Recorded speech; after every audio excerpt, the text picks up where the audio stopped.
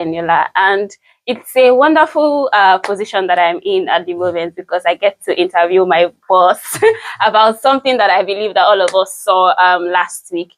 We had a change of scenery, so to speak, and that's what we're going to be talking about today. So for the sake of those that might be coming across this video that do not know who he is, I'd like him to introduce himself.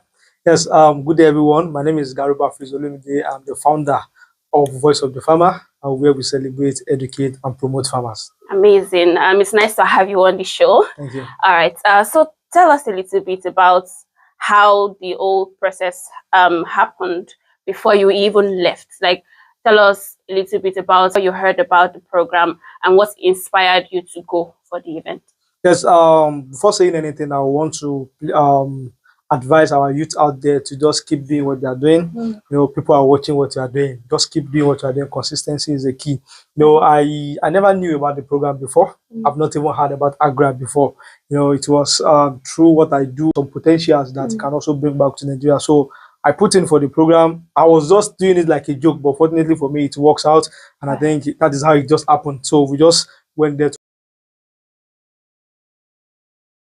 what is happening in Africa. Okay, so is it your first time outside of the country? Yes, to be sincere, you know, we only watch some other people, like some culture, maybe on TV or something, but I saw them myself, like live, you know, seeing them, they're dancing, the way they relate, you know, I was like, oh, wow, this is nice. You know, and I also noticed that in Rwanda, that is Kigali, everywhere is just neat. Orderliness is there, like, and they work hand in hand, like collaboratively, just to make sure they are able to achieve something. And one thing I would do is that let me say, you could see fight me, you know, talk about yes, the ladies are beautiful, and you know, I complimented them that yes, you guys they're beautiful, and at least they, you know, I've never seen them getting angry. I don't know, maybe because we did not go into the outskirts of Kigali, but every time you see them smiling, especially the ushers, like everybody was just smiling. You know, they are just so nice and at least kind. You know, it made me to know that yes, just smile and they believe everything is going to be fine. So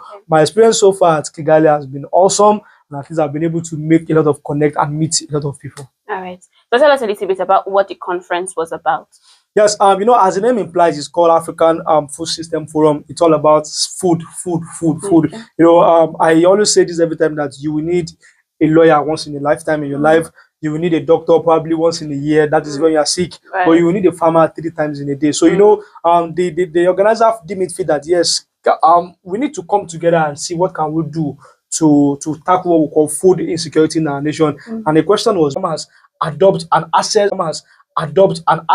access to technology. You know, it's not just about mechanization alone. You know, we know mechanization, we are talking about tractor, we are talking about this, but technology adoption, you know, sometimes our farmers don't even have access to some information, probably weather forecast. They don't even know the size of their land. So we call on some youth then that yes, if we are trying to think about innovations or ideas in technology, try and tailor it down to grassroots level. Don't just say you are looking at large scale farmers that will pay you big money.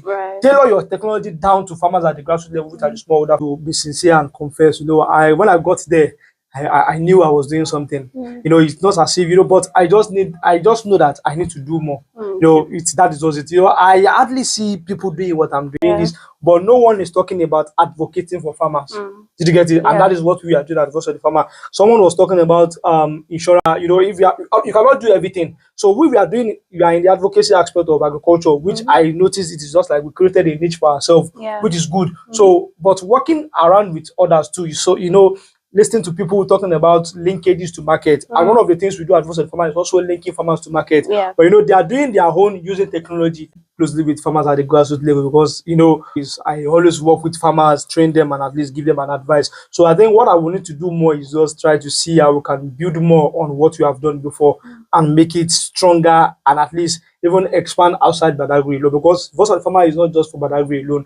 We are for Nigeria, we are for Africa, we are for the world, because everywhere we have farmers, that is where Voice of the Farmer can work. So what we're just going to do is just that, you know, some of the things I saw there, especially I met a guy that was talking to me about 4 hours in the fertilizer application. You know, we are talking about the right weight, the right source, the right time, the right, I think there are 4. So the guy said, our farmers are using fertilizer, yes, right, and are using it to boost the soil fertility.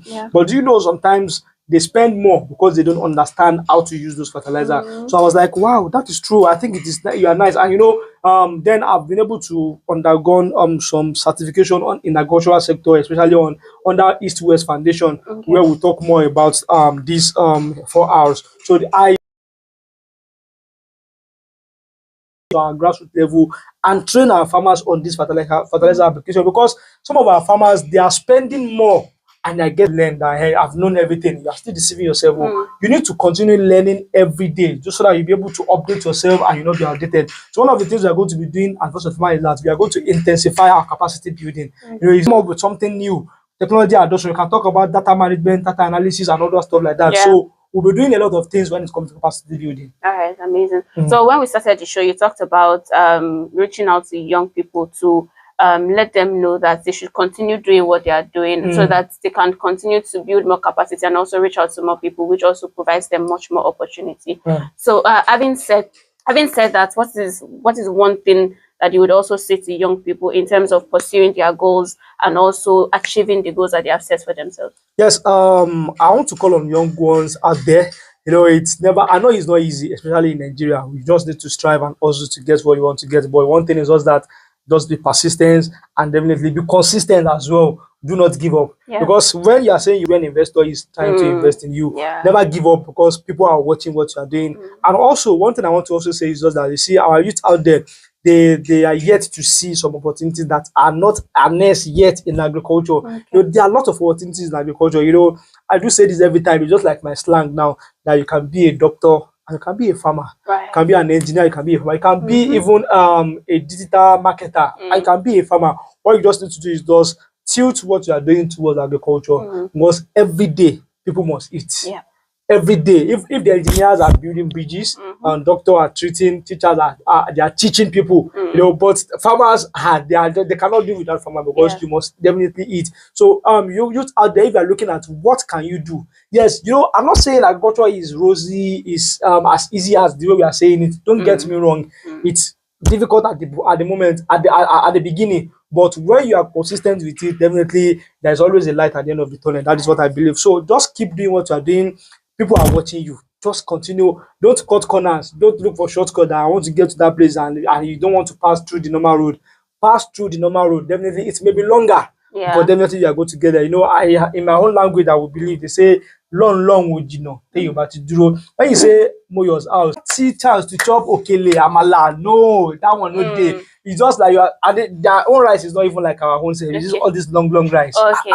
Another thing is just that you see, the sessions are too much, but you just need to just understand the one you want to go for. I went for youth delegates, so I need to always attend programs that are related to youth. So going up to the dome to go and attend the program, coming down again to come and meet Sage, going up, it's not that easy at all. But it's an awesome moment that I can never forget in my life. So are the three things that beautiful men there. So we trust that given much more opportunities, you'd also love to go back to Kigali and also experience other cultures in the world. Sure. Not even Kigali alone. I think I'm open to go to other continents to also explore. It's just about agriculture. We have farmers almost everywhere, and what you are doing here in Nigeria might be different from what they're doing in other countries. So we need to go there and learn and bring back those things to our country here. Okay, so if you had to say, what are the top 3 countries in your list at the moment?